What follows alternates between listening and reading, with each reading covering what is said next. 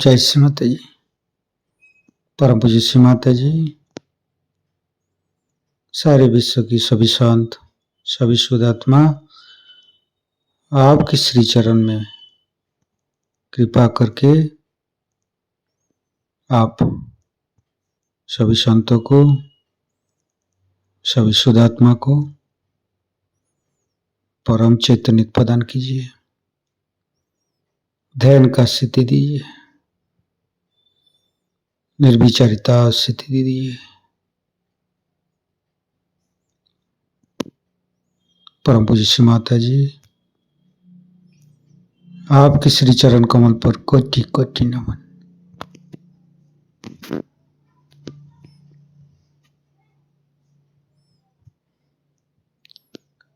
कुंडली उठा के बंधन लेंगे।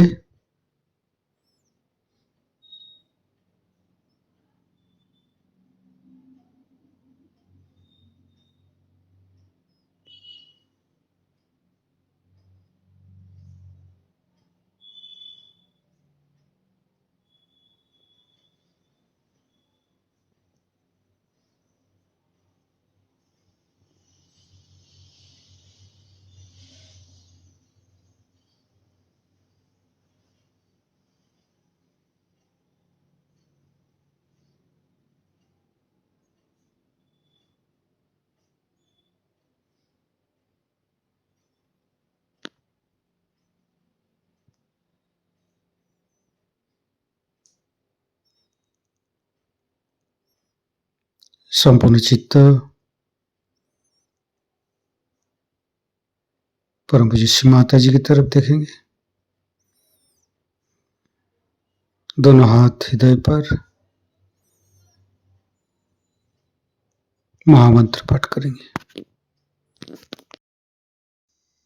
ओम तमेव साक्षात् श्री महालक्ष्मी महासरस्वती महाकाली त्रिगुणात्मिका कुंडली साक्षात् श्री आदिशक्ति माता जी श्री निर्मला देवी नमो नमः। ओम तमेव साक्षात् श्री कल्की साक्षात् श्री आदिशक्ति माता जी श्री निर्मला देवी नमो नमः। ओम तमेव साक्षात् श्री कल्की साक्षात् श्री सहस्रार स्वामिनी मोक्ष प्रदायिनी माता जी श्री निर्मला देवी नमो नमः। गणेश मंत्र। ओम तमेव साक्षात् श्री गणेश साक्षात् श्री आदिशक्ति माता जी श्री निर्मला देवी नमो नमः।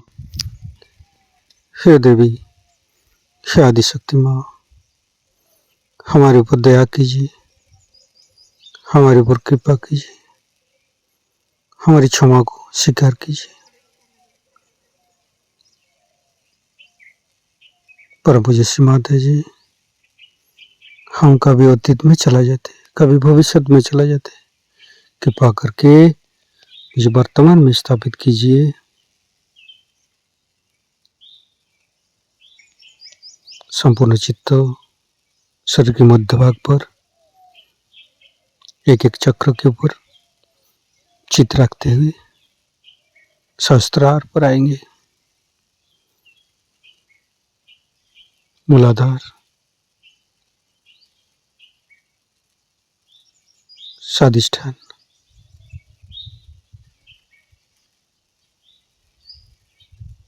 नाभि,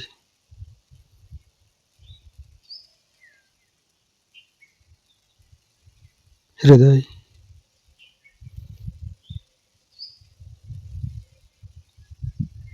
विशुद्धि,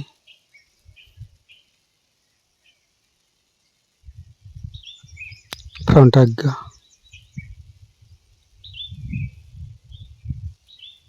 बैक आज्ञा,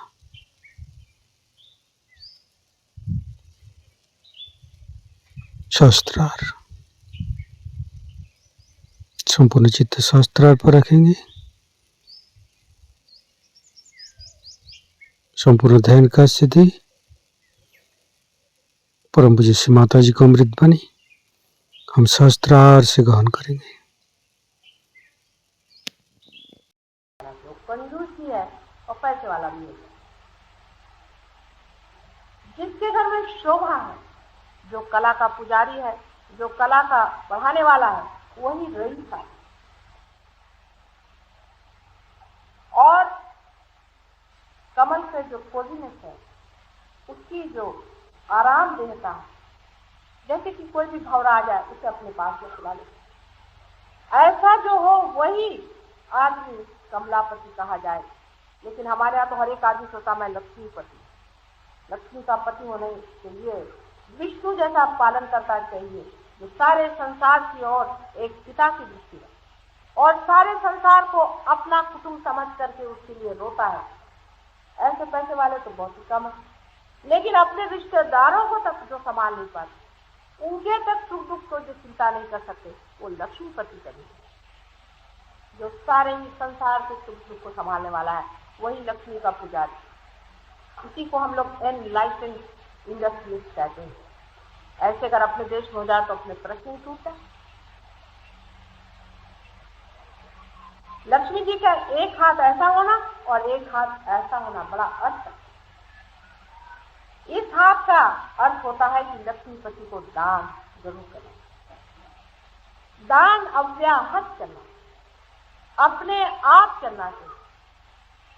दान करने में ये भावना नहीं होनी चाहिए कि हम दे रहे हैं, देने का कोई मतलब ही नहीं, बगैर दिए हमें वो चुभ रहा था इससे हम निकाले दे रहे हैं। और ये हाथ ऐसा होने का मतलब है कि हमारा आश्रय, हमारे आश्रित हैं। जब कोई आदमी आपके पास दौड़ के आता है और कहता है भाई बड़ा परेशान, किसी तरह से मेरी मदद करें, पहले ही हमारे 4 दरवाजे बंद हो जाएंगे, उसको भगाने के लिए 5 आपके दरबार खड़े रहे। ऐसे आदमी को मैं लक्ष्मीपति नहीं। फिर लोग ये कहेंगे कि आप देने लग गए तो उसका तो कोई अंत नहीं, मांगने वालों का तो कोई अंत नहीं। ऐसे भी देखो, ऐसी बात नहीं। आपके दरवाजे जो आए उसको मोड़ना गलत है, लेकिन आप शायद जानते नहीं है कि थोड़ा सा दिया हुआ कितना बड़ा हो जाता है, बहुत बड़ा हो जाता है। मैंने अपने छोटे से जीवन में, मेरे पति की कोई विशेष तनख्वाह नहीं है, मतलब ऐसे कोई बड़े रईस आदमी भी नहीं है, लेकिन मैंने देखा है कि जहाँ भी जिसको मदद हुई मैंने थोड़ा सा उनके लिए कर ही दिया और वो 1000 गुना मेरे ऊपर बरसा है, मेरे फैमिली पे बरसा है, मेरे लोगों पर बरसा है और दुनिया पर। अपना देना कभी भी व्यर्थ नहीं है। एक उदाहरण की बात बताऊं, हम दिल्ली में रहते थे, तब एक शरणार्थी आई और मेरे पास आकर कहने लगे कि माँ, तो मेरे बच्चा होने वाला था और वो शब्द मुझे बड़ा प्यारा लगा। उन्होंने कहा माँ, हमारे पास कोई जगह नहीं, आपके पास इतना बड़ा घर है, हमें जगह दे दीजिए। मैं कहा हाँ हाँ, आ जाओ रह जाओ। मेरे पति आए, वो घबरा गए, कहने लगे तू तो इतनी भोली हो, किसी को भी घर में रखी है, कल अगर कोई आफत आ जाती। मैंने आ जाए तो आ जाओ, अगर अपना बच्चा अपने घर में आ जाए तो आफत आ सकती, उसमें कौन सी बात। वो कहने भाई तुम्हारी तो बात हमारे समझ में आती नहीं। मैंने कहा अच्छा चलो भाई, बाहर का कमरा खाली पड़ा उसमें रख दिया, कौन सी आफत आ जाए। अनजाने न जाने तुमने किसको दिया। उनका भी ठीक ठाक व्यवहारिक है, अब हम अव्यवहारिक हैं। व्यवहार हमें ज्यादा मालूम है तो आप समझ लीजिएगा। आगे वो स्त्री हमारे घर में रही, उसके साथ बेचारी के साथ एक मुसलमान, और वो हिंदू स्त्री थी, उसके पति। अब वो मुसलमान उनके मित्र थे तो उनको भी भगा लिया था, अपने घर में रखा था। मैंने कहा चलो दोनों यहीं लो। फिर वहां पे दिल्ली में आफत हुई और सब लोग आ गए और कहने लगे कि घर में भी एक मुसलमान छिपा है, आपको मालूम है, नौकरों ने बताया।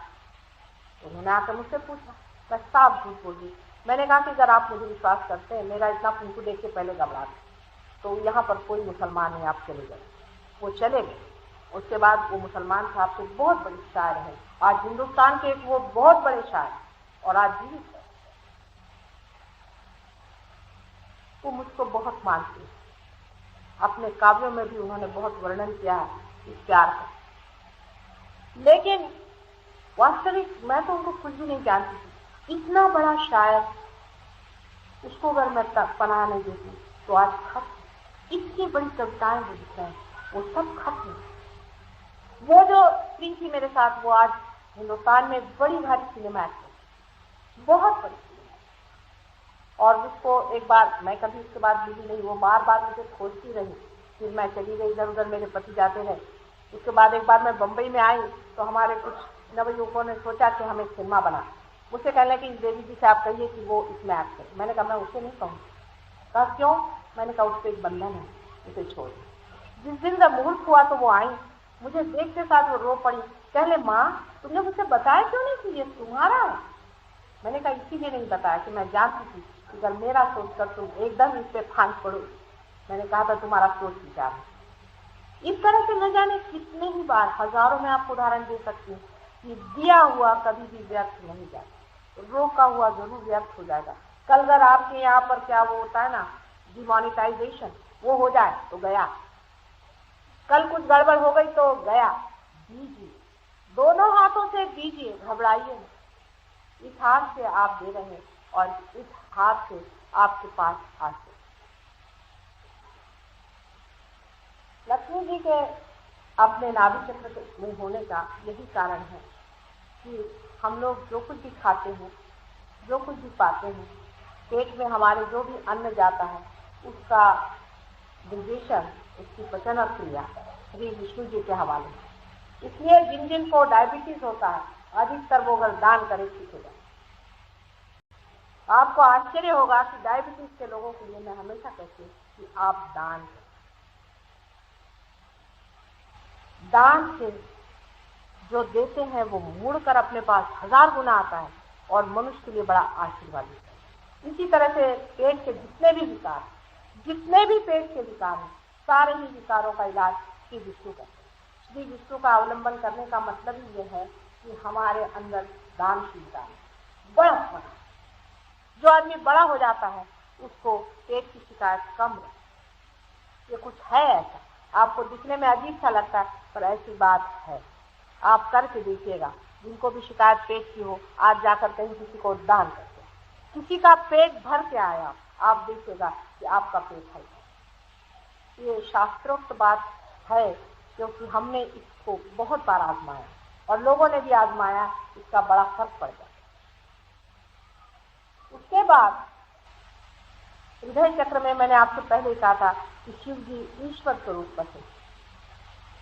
शिव जी का हमारे अंदर होना आवश्यक है, क्योंकि वही साक्षी, वही क्षेत्रज्ञ जिसे कहते हैं, वो सबके जानने वाले, वही साक्षी है। हमारे अंदर कोई न कोई एक ऐसा बैठा हुआ आप सबको प्रतीत होता है जो सब हमारा।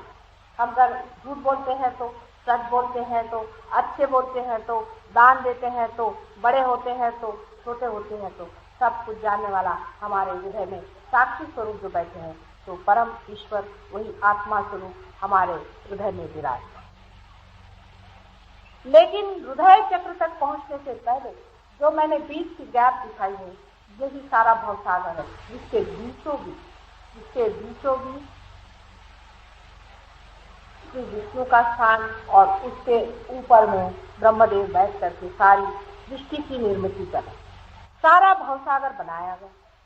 अब ये भवसागर बनाने के बाद प्रश्न ये हुआ कि मनुष्य को किस तरह से पार किया। मनुष्य भी बन गया, अब इसको पार कैसे किया जाए, इस मनुष्य को पता कैसे है, इसमें ब्रह्म तत्व कैसे आए, माने इसमें बैठे हुए शिव और शक्ति का मिलन कैसे हो, योग कैसे बने। इसके लिए एक विशेष तरह की व्यक्ति संसार में तैयार की, जो ब्रह्मा विष्णु और महेश तीनों के तत्व को पकड़ के बनाई गई, जिसे हमें श्री दत्तात्रेय जी के नाम से मानते हैं। और श्री दत्तात्रेय जी कोई नहीं है, लेकिन आदि गुरु हैं और मेरे भी गुरु हैं। अनेक जन्मों ने उन्होंने मुझे सिखाया। श्री दत्तात्रेय जी के जन्म के बारे में सुनकर और उनके अनेक जन्मों के बारे में सुनकर आप लोग स्तंभित हो जाए कि कितनी बड़ी भारी बात हम लोग भूल रहे हैं। श्री दत्तात्रेय जी के जन्म अनेक पहले तो हम कह सकते हैं कि उनका जन्म राजा जनक की दशा में हुआ, जब उनकी लड़की श्री सीता जी स्वयं साक्षात शक्ति थे। उसके बाद उनका जन्म मच्छिंद्रनाथ, जोरास्टर और मोहम्मद साहब, जिनको कि हम सोचते हैं कि बिल्कुल ही दूसरे तरह के आदमी थे, वो हर तरह से प्रयत्न किया था। पहले तो संसार में श्री दत्त आदि लोगों ने ये सिखलाया कि इस तरह के अलग अलग हमारे अंदर में प्रतीक स्वरूप इतनी चीजें हैं। वो करते साथ लोग उसी प्रतीक को पकड़ गए, मूर्ति पूजा में फंस गए। उनका मतलब ये था कि इस मूर्ति से परे शक्ति को पहचाने, इसलिए पहले मूर्ति की बात की। जैसे कि फूल होता है, फूल में बैठे हुए शहद के लिए फूल की बात पहले उन्होंने की कि जिससे लोग शहद से, लेकिन लोग उसी फूल पर चिपक गए। तो फिर ऐसे उन्होंने अवतार लिए जिसमें उन्होंने शहद की बात की, जिसमें उन्होंने एब्स्ट्रैक्ट गॉड की बात, उसमें उन्होंने पुनर्जन्म की बात जानबूझ के नहीं की, क्योंकि पुनर्जन्म की बात अब भी सब लोग उसे पूछे, माता जी हमारा पहला जन्म बताइए। जो मरा गया जन्म है उसको क्यों जाना चाहते हैं? आज का ही जन्म ठीक है, इसी से पार हो जाइए। उसमें क्या विशेषता है? आप राजा थे या महाराजा थे या अधिकारी थे, इससे क्या अंतर नहीं है। इसीलिए उन्होंने इस पर बात नहीं। मोहम्मद साहब भी उसी दत्तात्रेय के अवतार हैं और उसी के अवतार राजा जनक थे और उसी के अवतार नानक थे, जिनकी बहन नानकी थी, वो भी वही श्री आदिशक्ति, वही सीता जी। और अब आपको और बताओ तो और आश्चर्य आएगा कि जो शिया पंथ शुरू हुआ था मोहम्मद साहब के बाद, उनकी जो लड़की फातिमा थी वो भी वही आदिशक्ति। और उनके जो दो बच्चे थे हसन और हुसैन, बाद में जब उन्होंने देखा कि सारे कर लिया, संहार सबका करने के बाद भी मनुष्य की समझ में नहीं आया, तो वो बुद्ध और महावीर के नाम से पैदा हुए और उन्होंने अहिंसा का धर्म संसार में ला करके कोशिश की कि शायद हो अहिंसा के आने से ही ये लोग पाए, लेकिन नहीं बना। अब कहाँ किससे आप लोग लड़ रहे हैं, किससे आप झगड़ा कर रहे हैं? मैं तो हमेशा कहती हूँ कि अगर एक आधा मुसलमान अटक गया तो उससे कहती हूँ कि तू दत्तात्रेय का नाम ले, और अगर कोई हिंदू अटक गया तो उससे मैं कहती हूँ मोहम्मद साहब का नाम ले। आपको पता नहीं जो आज बड़े भारी हिंदू बने पहले जन्म में मुसलमान है। मैं जब ईरान में गई तो वहां देखती हूँ कि ध्यान में बैठे हुए लोग घंटा चला रहे हैं और तिलक दे रहे हैं और आरती कर रहे हैं, क्योंकि जो एक स्किल पे बहुत रहता है, एक अतिशयता पे रहता है, वो दूसरी अतिशय जाता है पेंडुलम से। धर्म तो बीचों बीच, ना आप हिंदू ना मुसलमान, सब तो हमारे पेटी में घुसा हुआ है। आप देख रहे हैं कि आप जब मेरे और हाथ करते हैं ध्यान में, आज सवेरे बहुतों ने ऐसा हाथ किया था और अभी भी आप लोग करें, फायदा रहेगा। ये नमाज का धर्म, लेकिन क्या मुसलमान जानते हैं कि क्या चीज है या हिंदू जानते हैं क्या चीज? और सर पे हाथ रखने की चीज क्रिश्चियंस में आप जानते हैं कि बैप्टाइज जब करते हैं तब सर पे ही उनके पानी डालते, सहस्त्रार से पानी डालते।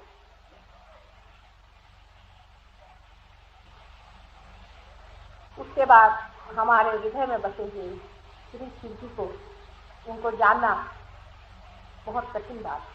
वो अत्यंत भोले हैं, माने ये कि वो सिर्फ देने वाले, वो सिर्फ देखते रहते हैं, सुपरवाइजर, वो शक्ति का सारा खेल देखते रहते हैं।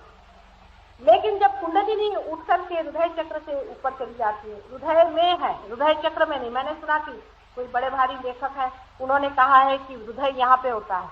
हृदय तो यही है, हृदय चक्र जो कि बीचों बीच है, वहां से सिर्फ सुनना।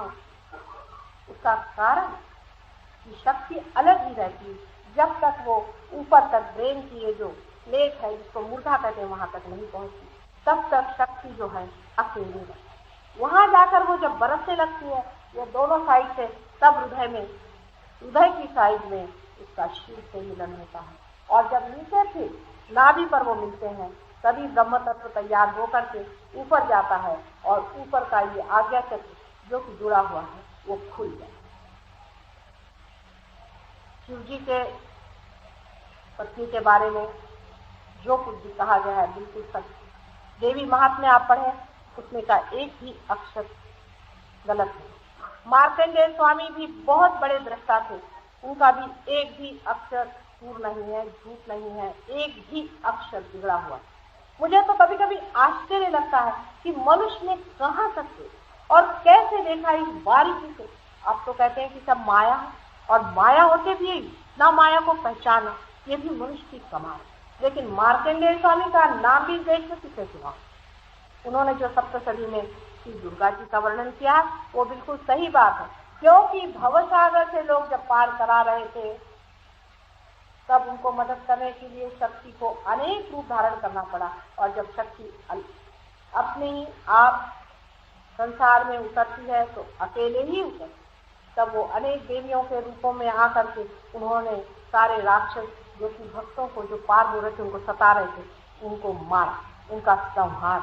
लेकिन कोई फायदा नहीं, संहार किया, फिर से आकर के जिंदा हो गए, कलयुग में सारे फैले, वो फिर से आ गए हैं। लेकिन उस वक्त में भक्त को संभालना ही चाहिए। उस वक्त में पार करने की बात कहाँ, वहां तो सब ऐसी हालत थी कि शरीर तक मनुष्य का दुख है, शरीर की तक तो वहां कोई बात नहीं थी कि ये शरीर ही बच जाएगा, इसलिए उनका संहार किया गया। वही जो देवी है जिसको कि हम आदि शक्ति के नाम, भगवती के नाम से जानते हैं, उन्होंने ही शिव जी की पत्नी बन करके उस समय बहुत लोगों का संहार। उसके बाद आज्ञा चक्र पे हम जब आते हैं तो आपको आश्चर्य होगा कि बहुत ही आधुनिक काल में आ गए। मोहम्मद साहब से पहले ही, थोड़े दिन पहले ही ईसा मसीह का जन्म। ईसा मसीह साक्षात प्रणव स्वरूप, साक्षात प्रणव है। आप सोच लें कि गणेश जी जो है वही ईसा मसीह, उनका जो क्रॉस है, जो यहाँ पे मैंने क्रॉस बताया गया, वही वो क्रॉस है जो कि श्री गणेश, इनका क्या आपने देखा होगा कि स्वस्तिक बनाया जाता है। स्वस्तिक का कुछ हिस्सा हटा दीजिए तो क्रॉस है। वही श्री गणेश का जो प्रणव स्वरूप है, वही प्रणव स्वरूप जब आदमी बन करके संसार में आया, वही ईसा मसीह। ईसा मसीह ने ही संसार में भूत निकाले और किसी ने नहीं निकाले, उन्होंने तो मार ही डाले सबको। कृष्ण भी जो थे उन्होंने भी मारे। ईसा मसीह को मैं पहले इसलिए बता रही हूँ कि विशुद्धि चक्र पे भी कृष्ण था, लेकिन ईसा मसीह की जो माँ थी वो स्वयं राधा थी, इसलिए उसके स्वरूप मैं पहले उनको बता रही हूँ। जो आज्ञा चक्र पे जहाँ दो दिखाया गया वहां श्री कृष्ण जो थे उनकी पत्नी राधा, रा माने एनर्जी, चेतना, और धा माने धारणा करने वाली राधा, ये विशुद्धि चक्र पे कार्य करती है। और यहाँ पर भी आप डॉक्टरों से पूछे तो 16 सब प्लेक्सस है हमारे सर्वाइकल प्लेक्सस में, उनके भी 16 कलाएं, वो संपूर्ण, लेकिन संपूर्ण होने पर भी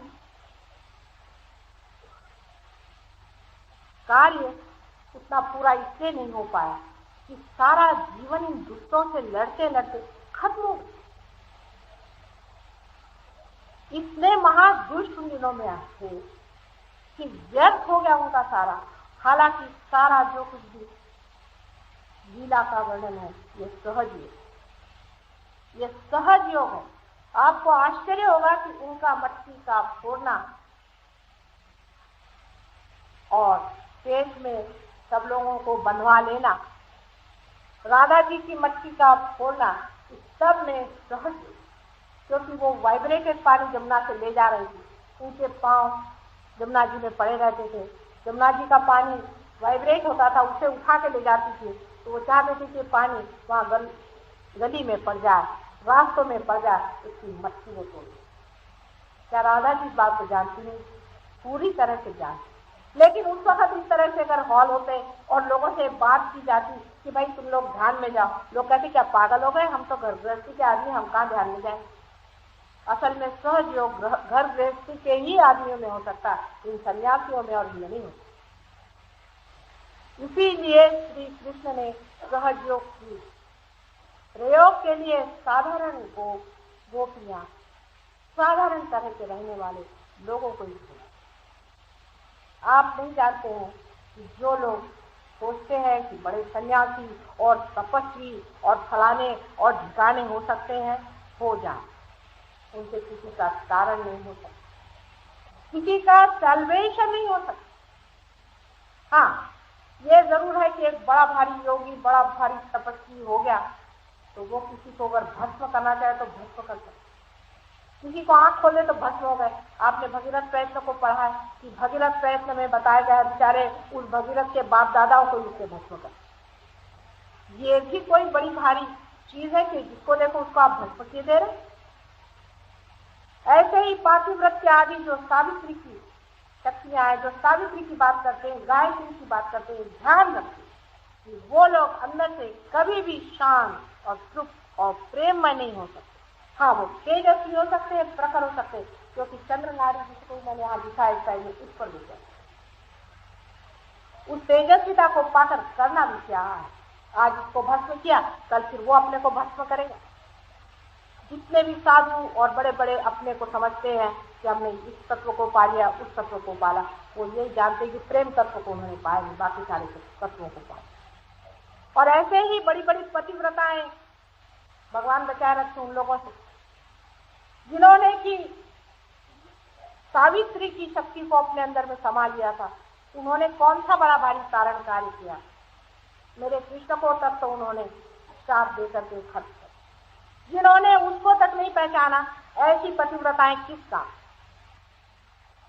बहुत ही सेल्फिश है सारी बात। इसमें कोई ऐसी बात नहीं जो सारे समाज के लिए, सारे संसार के लिए करुणामय। विचार करें आप।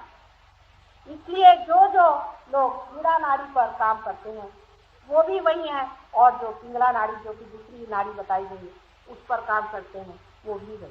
पहले जो बहुत एब्स्टिनेंस करते हैं, माने संन्यास लो, ये लो, वो लो, ये लोग भी वही हैं। और जो लोग ये कहते हैं नहीं ये भी खाओ, वो भी खाओ, मद्य खाओ, पियो, वो भी वही। इधर वो भूत योनि लाते और इधर ये तेजस्वी योनि लाते। दोनों से देश का, आपके विश्व का कुछ भी संकट दूर नहीं हो सकता, न ही इसमें प्रेम स्थिति आ सकती है, न ही हमारे अंदर तारण करने वाला जरूरी था। इसीलिए वहां पर कृष्ण की स्थापना हुई, जो राधा जी का। आपको आश्चर्य होगा कि मेरी स्वयं राधा, वो भी कारण, वो भी एक बड़ा भारी कारण। सीता जी जो कि राम की पत्नी विवाहिता, उसके साथ समाज ने जो अन्याय किया, उसको घर से निकाल करके उससे दूषित और कलंकित करके जब किया, तब ये बड़े बड़े तेजस्वी लोग क्यों आंख बंद करके बैठे? इन लोगों ने तब क्यों नहीं कहा कि हमारी ये मां, इसे तुम घर से निकाल रहे हो, जिसे अग्नि परीक्षा दी है? तब इनके मुंह क्यों बंद हो गए थे? इनकी तेजस्विता कहाँ गई थी और इनकी अकल कहाँ मारी गई थी? बड़े बड़े उस वक्त में एक से एक लोग थे, किसी ने कोई बात तक नहीं कही। उनके ही अकल देने के लिए राधा जी ने कृष्ण से लौकिक विवाह नहीं किया, तो भी सारा संसार कृष्ण का नाम राधा कृष्ण से ही जाता, लेकिन उसे विवाह का बंधन, लौकिक विवाह का भी बंधन बहुत मान्य था, और इसी कारण उसके बच्चा नहीं हुआ। किंतु उसके अगले जन्म में जब वो मेरी बन के आई, तब उसके लड़के ने 4 चांद लगाए उसे, जो कि स्त्री कुंवारी दशा में, कोई कठिन काम नहीं है कुंवारी दशा में बच्चा पैदा करना। अगर आप रियलाइज हो और आप उस दशा में हैं, जैसे मैं आज सहस्रार से हजारों बच्चे पैदा करूँ, क्या मुश्किल है? अगर कोई चाहे तो अपने वूम से भी ऐसा बच्चा पैदा करे, अपने गर्भ से भी ऐसा बच्चा पैदा करे, कोई ऐसी कठिन ही बात नहीं। लेकिन उन्होंने ये करके दिखाया, और आज हालांकि इसका वो दुनिया की दृष्टि से, लौकिक दृष्टि से तो लेजिटिमेट चाहता, लेकिन आज दुनिया से आगे मेरी एक बड़ी भारी महाशक्ति मानी, उसको लोग डिवाइन मदर कहते। ये उसके बच्चे का काम, ऐसा बच्चा परमात्मा करे सकते नहीं, लेकिन उसको भी किसने छोड़ा? उसकी भी जान खाली 34 साल की उम्र में सबने उसको मार डाला। इसी समाज ने जो आज बड़े अपने को हिंदू, मुसलमान और फलाने कहते हैं, उस वक्त वो किसी रूप में और ये जो बड़े समाज के ठेकेदार हैं, इन्हीं लोगों ने उनको मारा। कोई कब किसी की जू नहीं रहेगी। किसी को ये नहीं लगा इतना बड़ा महान आत्मा इस संसार से विदा ले रहा है, इतनी छोटी सी उम्र में असहाय इस संसार से उन्हें जाना। आज हजारों उनके नाम पर इन लोगों ने धर्म वर्म बनाए, उसका क्या? धर्म तो कुछ बन ही नहीं पाए। कहाँ वो और कहाँ उनके बनाए हुए।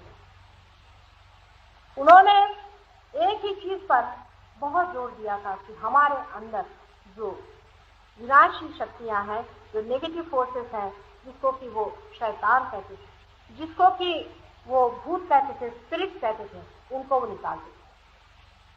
और आज सारा क्रिश्चियन किंगडम जो है वो स्पिरिट से ही काम करता है। शर्म की बात है कि जिस चीज को उसने हमेशा ही मना किया वही चीज हम बार बार करें। जैसे मोहम्मद साहब ने हमेशा यही कहा कि बाबा कम से कम शराब मत पियो, तो मुसलमान जितना शराब पीते हैं उस पर कविता लिखते और संसार में कहीं आपको नहीं मिलेगा। मतलब मैं कहती हूँ कि मोहम्मद साहब की तरफ से मैं पूछती हूँ कि क्या यही मुसलमान धर्म है, और ईसा मसीह की तरफ से मैं पूछती हूँ क्या ईसाई धर्म यही, और आदि शंकराचार्य की तरफ से आप सबसे पूछती हूँ क्या हिंदू धर्म यही, कि जो मिथ्या पे ही आप बैठे हैं और सारे जग को मिथ्या बताने वाले आदि शंकराचार्य को भी ठिकाने लगा रहे। इस आज्ञा चक्र पे उनका वास। हमारे यहाँ जो लोग आज्ञा चक्र तोड़ते हैं और आज्ञा चक्र पे जिनको, जो आदमी पागल होता है, जिनको साइकोसोमैटिक ट्रबल्स होते हैं, जिनको कि लोग कहते हैं कि उनको कुछ साइकोलॉजिकल ट्रबल है। हमारे एक साइकोलॉजिस्ट भी है, वो भी बहुत बड़े आदमी है, वो भी इस पर काम कर रहे हैं। वो भी ईसा मसीह का नाम लेने से ही भूत भाग, सबके भूत भगाने के लिए एक उनका नाम काफी है। लेकिन हम तो किसी का भी नाम कहीं पे भी रखते रहते, उसकी जगह तो जाननी चाहिए, उसकी वजह तो जाननी चाहिए, उसका एप्लीकेशन तो मालूम चाहिए। ये सभी कुछ मैं बताना चाहती हूँ, लेकिन आपके समझने पर भी है, आपके पाने पर भी बहुत कुछ नहीं है। आज्ञा चक्र के बाद सहस्त्रार है, 1000 हमारे अंदर 982 नाड़ियां हैं, ऐसे डॉक्टर कहते हैं। 1000 ये कहते हैं। मैंने भी इसे देखा है कि ऐसा दिखाई देता है जैसे कोई कमल हो, बड़ा सा कमल हो, और जैसे कि बाइबल में इसको कहा स्टेम्स ऑफ फ्लेम, माने ये कि किसी लपटों की कोई जैसे जीभें लगी हुई, जैसे कोई आग की लपट हो उसकी जीभें में, उस तरह की इतना बड़ा, ऐसा इससे भी थोड़ा बड़ा ऐसा कमल, बहुत सारी ऐसी लपटें सर में ऐसे ऐसे दिखाई दी, और उसके बराबर बीचों बीच अपने ये ब्रह्मरंध्र है जो सहस्त्रार है, जिसको छेदने की जाए। जब रियलाइजेशन होता है तब मनुष्य इसी को छेद कर पार होता है। आज बहुत समय भी हो गया और आज का विषय भी कुछ विचित्र सा था, कुछ नया सा था। आज और कल मैं इस पर बताऊंगी कि सहयोग से कैसे छेदा जाता है, उसमें क्या क्या रुकावटें हैं। कल सवेरे मेडिटेशन का समय आदि के बारे में यहाँ अनाउंसमेंट होगा, जिसे आप सुने और मेडिटेशन में आए। जो कुछ भी मैंने कहा है वो सब बेकार, सब व्यर्थ। जब तक आपके अंदर यह अनुभव नहीं होगा तब तक ये सब ही व्यर्थ है। इसलिए अनुभव के बाद ही आप मेरी बात करें, लेकिन बगैर बताए हुए कोई इस रास्ते पर भी तो नहीं आता। इसलिए मैंने इससे विशेष तरीके से सब बताया हुआ, और आप लोग भी इसे ऐसा ही समझे कि बताया हुआ सब खत्म हो गया। कल मेडिटेशन का समय है, उस वक्त आप आइएगा। आज मेडिटेशन नहीं हो पाएगा शाम के वक्त में, कल सवेरे काफ़ी देर तक हम लोग मेहनत करेंगे जिससे आप लोग पार हो जाएं, और लेक्चर भी होगा और मेडिटेशन भी होगा। कल संडे का दिन है, सब कुछ छुट्टी उट्टी साफ करके कायदे से सब बनाया गया है। हालांकि परमात्मा के लिए थोड़ा सा समय हमको देना है, थोड़ा सा समय दे दीजिए, ज़्यादा मुझे नहीं चाहिए। आप भी का अपने से परिचय कराने के लिए बिल्कुल थोड़ा सा समय अगर आप दे दें तो काम बन जाएगा। अभी आज भी बहुत से लोग पार, इतने लोग पार हो गए, मैं बहुत इतनी खुशी नहीं था आज मैं ये बात न करती, लेकिन उस खुशी में ही मैंने सारी बातें खोल कर कह दी है, और आशा है कि कल आप लोग बहुत से पार हो जाएंगे, जिससे उसे जान लें जिसकी की हम बात कर रहे हैं, और जिसके कारण ये सारी सृष्टि की रचना हो करके, सारी सृष्टि बन करके अंत पे आकर खड़ी, सारी सृष्टि की आगे की बात आपके हाथ में दारो मदार आप ही के हाथ में है। आपसे विनती है कि आप लोग जरूर कल आए। कल सबकी व्यवस्था होगी। आज असल में हमें इतनी उम्मीद नहीं थी कि इतने लोग मेडिटेशन में आए, इसलिए थोड़ी सी अव्यवस्था हो गई थी। कल हम उसकी पूर्ण व्यवस्था करेंगे। अगर आप लोग एक आसन ले आए तो ज़्यादा अच्छा है, क्योंकि वैसे तो यहाँ पर इतनी दरी वरी का कोई व्यवस्था हो नहीं पा रही थी। इसलिए अगर आप अपना ही एक आसन ले आए, दरी हो जाए तो ठीक है, नहीं तो ज़मीन ही पर बैठ जाएंगे और मेडिटेशन हो जाए। इसमें कुछ नहीं करना होगा, कुछ नहीं लाना होगा, नहीं कुछ देना होगा। वास्तविक आप मुझे कुछ भी नहीं दे सकते, ऐसी ही कुछ हालत है। इसमें आप मुझे कुछ नहीं दे सकते। अगर कुछ मुझसे ले सकें तो मैं बड़ा आपका धन्यवाद।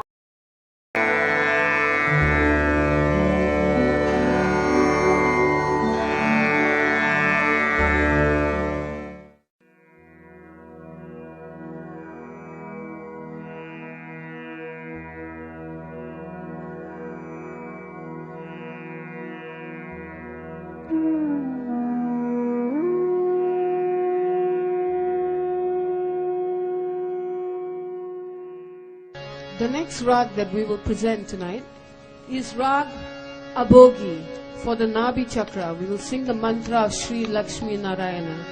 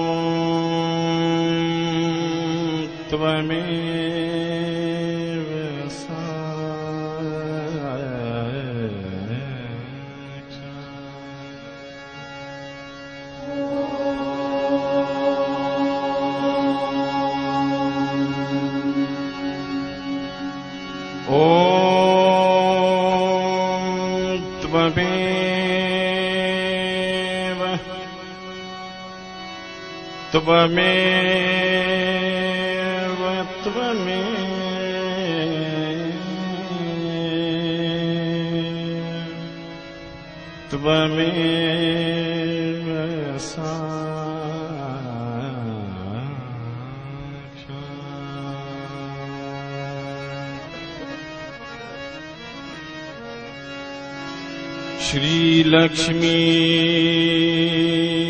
श्री लक्ष्मी श्री लक्ष्मी श्री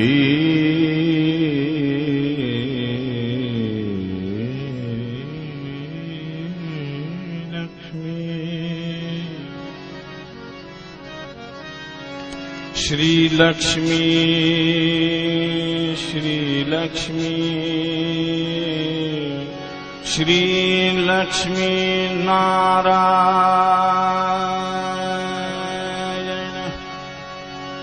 श्री लक्ष्मी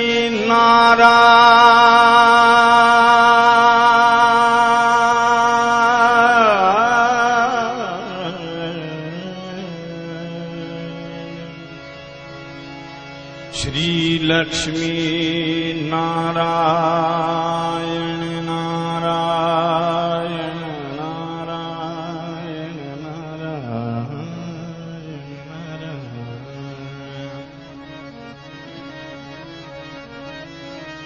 श्री लक्ष्मी नारायण श्री लक्ष्मी नारायण श्री लक्ष्मी नारायण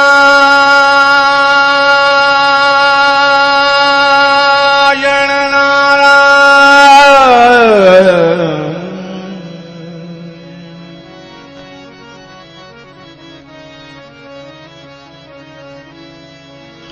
श्री लक्ष्मी नारायण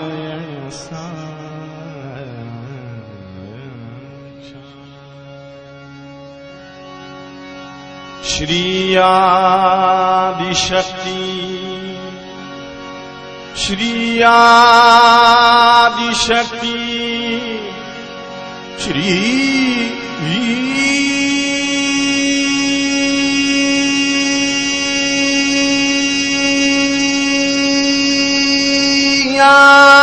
आदिशक्ति माता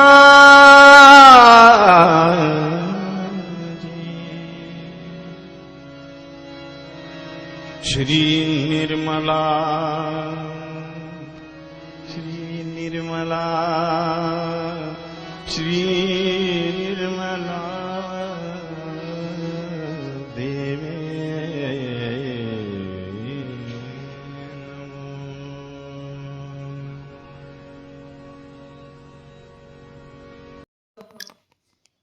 इसी ध्यान का स्थिति पर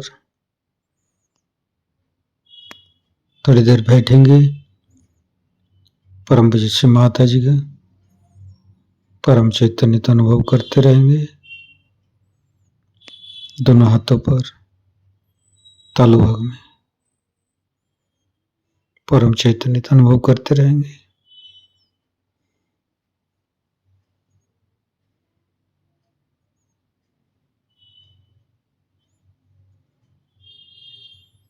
परम पूज्य श्री माता जी आज का परम चैतन्य अनुभव करा के आपने जो हमको ध्यान का स्थिति प्रदान की है, इसके लिए मैं आपको कोटि कोटि नमन। कुंडली उठाकर बंधन लेंगे।